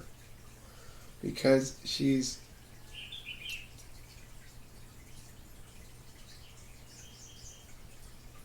Well, okay, so what else does one back up one's intuition with? Besides reason. Examples? I do that as well. I mean, you might say examples are incorporated into reason, but... So, did you back up your intuition with reasons or not? So you say, I'm suffering from a Dunning-Kruger effect? I've actually done lots of research and thought a great deal about artificial intelligence. And the conclusion I've come to, as have many very, very intelligent people, is that intelligence needs to be grown. Real agency, self-aware intelligence needs to be grown. And that everything that's not self-aware intelligence is ultimately a processor of some sort. Granted, systems become increasingly complex and... Yeah, what else? It's like... So, you say here, I gave you plenty of reasonable explanations for my theory. So are you saying you backed up your intuition with reason or something else? And then you say, well, experience. Well, you're not actually experienced in having AI making you part of a hive mind. That's not part of your experience at all. So that's not true. That's just wrong. What you're talking about is the dots that you've read a bunch of twos. You've read 5 different twos and concluded that the answer is 10. But that's because you only chose 5 twos and you picked the 5 twos so that they would equal 10. And you weren't aware you were doing that.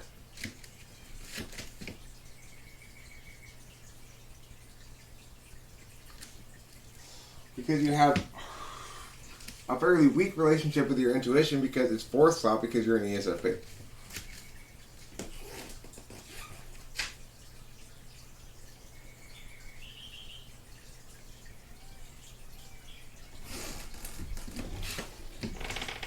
So you say you can't back up intuition with only reason, but you haven't provided a single other thing you've backed it up with besides reason, except experience, which is false. If you don't believe you're being controlled using Google, how am I being controlled by Google?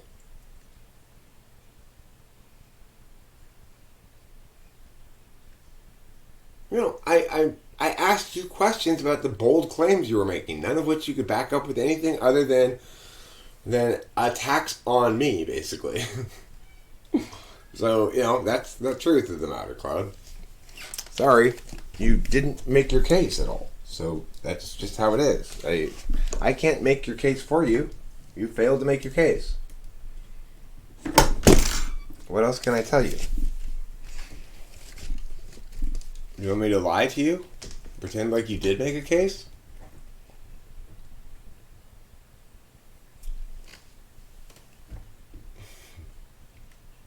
Exactly.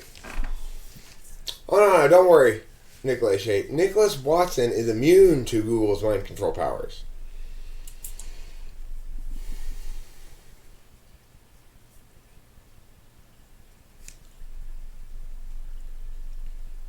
mean, look, how is Google winning?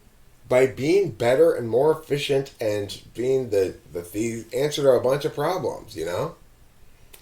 That's how they're winning. Google's better than everything else. That's it. Nothing else to say about it. Okay, you wager on it then, Cloud. Good idea.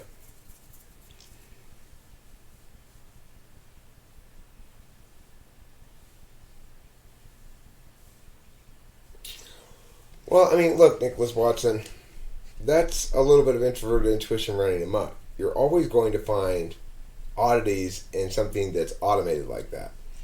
The implication that you're drawing from it is that it's intentional, but that's not going to be a good conclusion to draw. Uh, Intentionality, when you're dealing with a very complicated system like Google, a big corporation that's got a lot of complicated bits and is the idea that it ever is an execution of a singular vision is nonsense. It's insane. It misunderstands the way that human beings interact with one another. Now, granted, that doesn't mean that there aren't certain occasions where certain decisions do represent intentionality. For example, Bloomberg's killing of a story about China in order to make nice with China to continue to do business there and so forth. That's an example of Bloomberg making a very clear intentional decision to prioritize one consideration over others because it was a narrow enough context and a quote unquote one-off decision for a specific one story.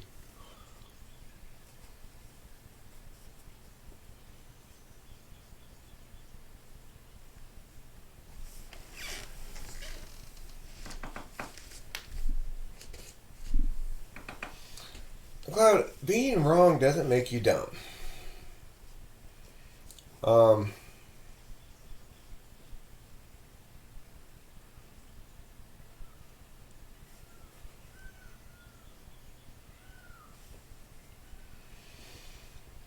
well, I mean, there's your mistake, Nicholas Watson. I think is to assume that results that are consistent with an intentional application of a paradigm necessarily one can conclude that that paradigm is the driving force behind it. In other words, the hugest and most consistent mistake NI always makes is to assume that where there's smoke, there's fire. Usually, where there's smoke, there's not fire. That's the reality of it. And NI gets that wrong, doesn't understand that. So, because, especially when you're NIFE, you tend to presume a motivational calculus behind everything. Because that's you operate in a world of hammers and nails, everything's going to be hammered and nails. But it's wrong. Where there's smoke, well, of course you do. But again, where there's smoke, usually there is not fire. Because there are all sorts of false pattern alerts that the data stream is going to provide you. And being able to distinguish between false patterns and real patterns is an ENTP expertise, and it's definitely not an INFJ expertise, although they're much better at distinguishing than, say, ENFJs.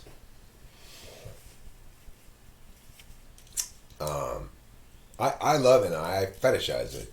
I adore it when it's right. But unlike NI obsessed people, I'm very good at understanding when it's not. Yeah, it's not applicable. Not all systems are systems of synergy and emergent phenomena. And Cloud, I'm not denying the importance of introverted intuition.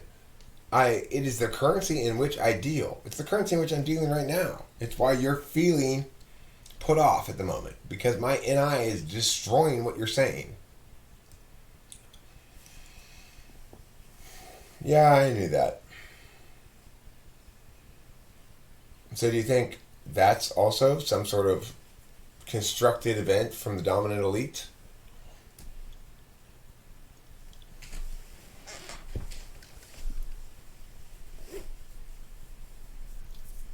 mean, she's gaining a lot of weight.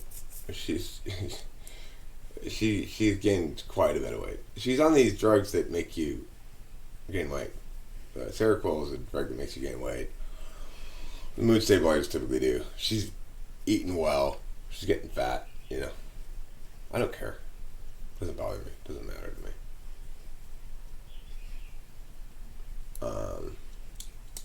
One nice thing is her tits are boom. I mean, I'm not destroying anything, only in my childish head.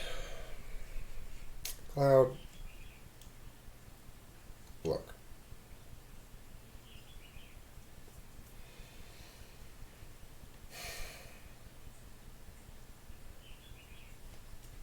I'm sorry if I was not cautious with your feelings today.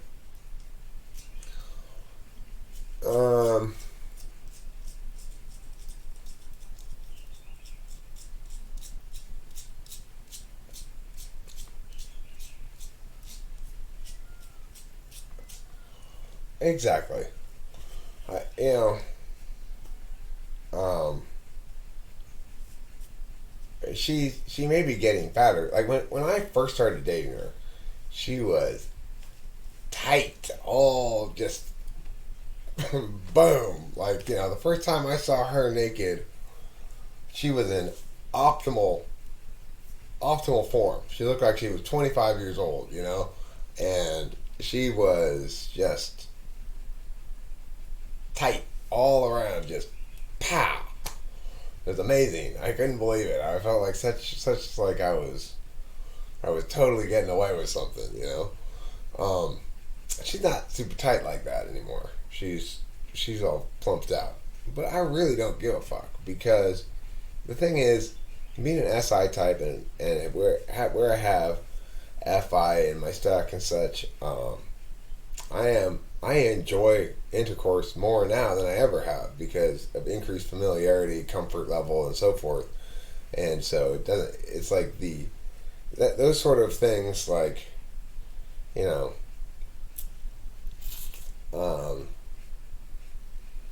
are you ready for nude photos? I guess it would be the criterion there or something. Mean very little to me.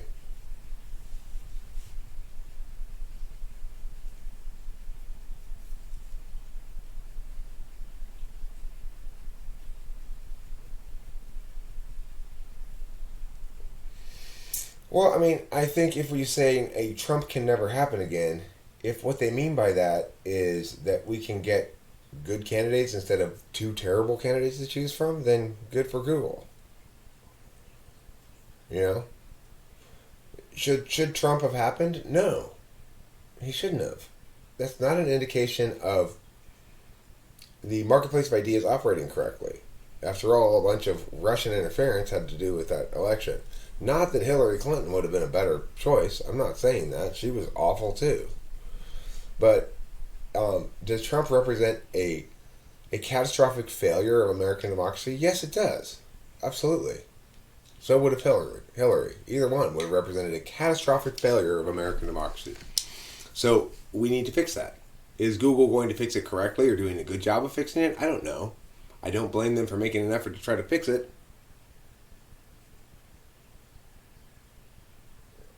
Okay, well, why do you think they mean that? Is that what they said? From now on, we only need to get establishment candidates, no outsiders?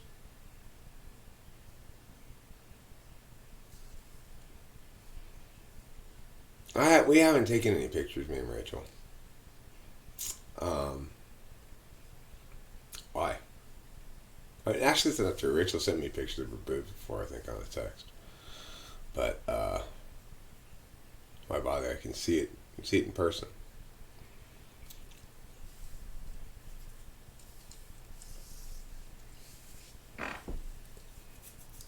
I mean, even if they were to say only establishment candidates, they don't want any more outsiders. The rules of politics are what they are. I mean, Trump won because in primary after primary, he beat the other Republican candidates, so that he was the Republican nominee for president. This, you know, The real interference with the election from the Russians happened after Trump got the nomination. So it's important to remember that the nomination itself was fairly unsullied by any interference. The Republicans had no good candidates. And the Democrats, or the ones who preordained Hillary as the candidate, the Democrats did something worse than the Russians did, almost, in my opinion. The Russians are not obligated to be Americans, whereas the Democrats are. And when they excluded the population from the primary process by creating the superdelegate program that ensured Hillary would get the nomination, they totally fucked democracy, or representative democracy, whatever you want to call it, in the ass.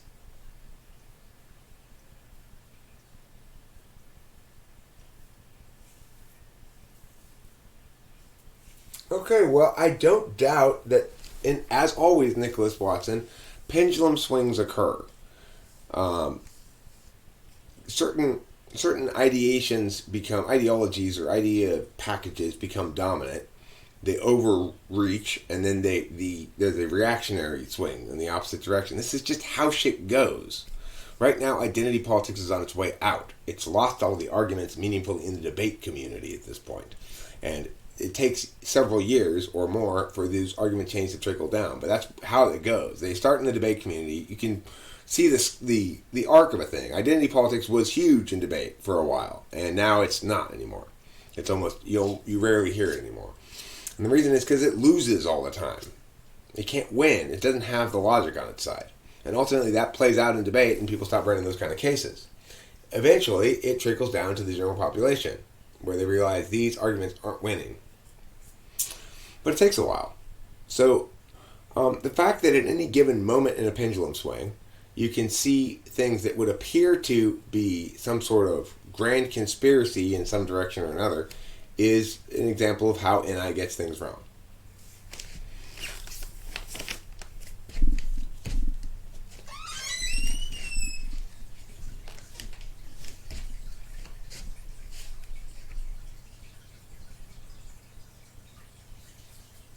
Right. In other words, there's framework to be done. There's argumentation work to be done. I'm not disputing that, I've not won the arguments enough. I haven't won them publicly enough. I haven't won them. I don't have a big enough pulpit to speak from. One of the reasons why I need to be president, the main reason why I need to be president, is so that I can change the way people talk about things. It's critically important. It's the most important thing of all. Why has this COVID disaster happened? Because I failed to adequately shape the frame ahead of time. Now, it wasn't possible for me to adequately shape it ahead of time because I don't have a large enough pulpit, a large enough megaphone to speak from. But well, sure. But the thing is, look, Winston's mom, NI always goes, there's smoke, there's fire. Most of the time, there's actually not fire.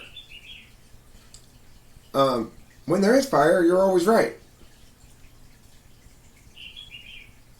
But most things aren't subject to synergistic emergent phenomena, which is NI's wheelhouse. When you're talking about politics and stuff, anyway.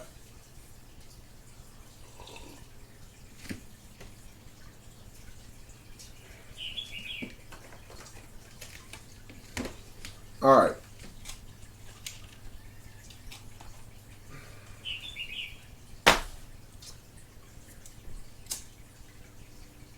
Well, I was right about COVID.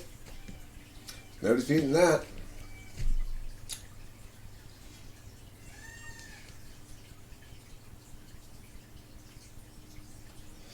I mean, every sane person is starting to go, okay, Eric was right about COVID the whole time.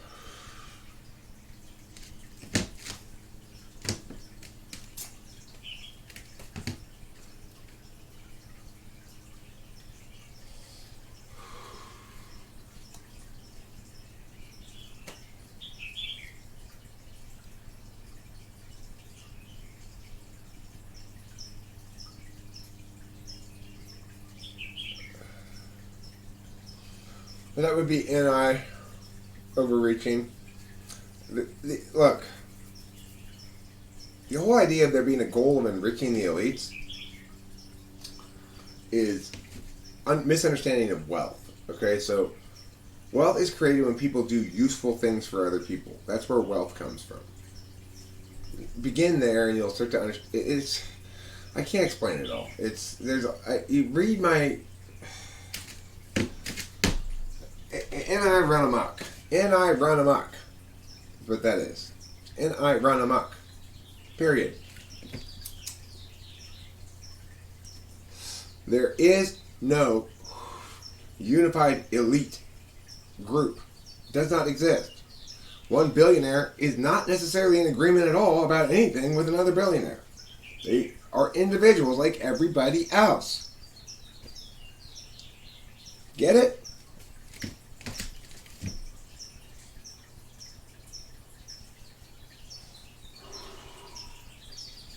The reason rich people are rich is because they've provided more utility to other people than poor people have.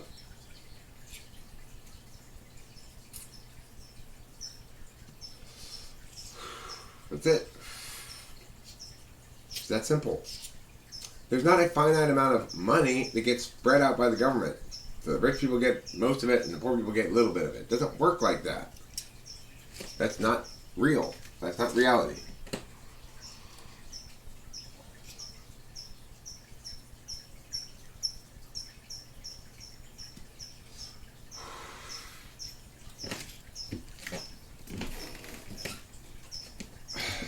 Well, do they have this big group where all the rich people get together and they have a secret newsletter or what, Cloud?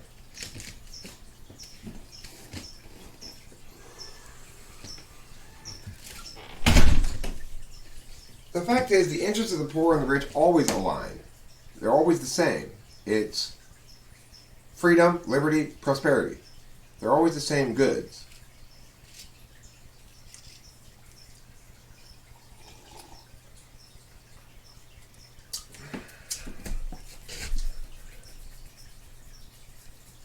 Well, I'll probably motivate up to a last-ditch effort to crash a convention, have a brokered convention, steal the nomination. Let's see if I can do that. If no primary candidate gets a majority, I'll have a brokered convention. Okay, I'm going to split now. I'm going to go get back in bed. I'm going to try to wake up Rachel and have sex with her. Goodbye, everybody. Have a nice day.